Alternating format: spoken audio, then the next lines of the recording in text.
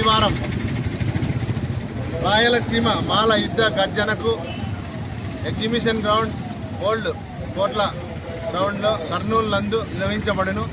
కావున అనంతపురం జిల్లా మరియు సత్యసాయి జిల్లాలో ఉన్నటువంటి మాల సోదరులు, మాల యువత, విద్యార్థులు, మాల మహానాడుకు సంబంధించిన అందరూ ఖచ్చితంగా ఈ సభకు వేలాదిగా లక్షలాదిగా హాజరయ్యి విజయవంతం చేయవలసిందిగా, అదేవిధంగా ఆగస్టు 1న ఇచ్చినటువంటి వర్గీకరణ తీర్పుకు వ్యతిరేకంగా ఈ సభ నిర్వహించడం జరుగుతుంది.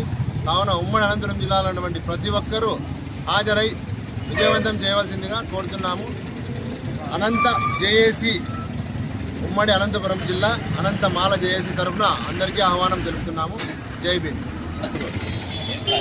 లో జరుగు రాయలసీమ మాలల సింహగర్జనకు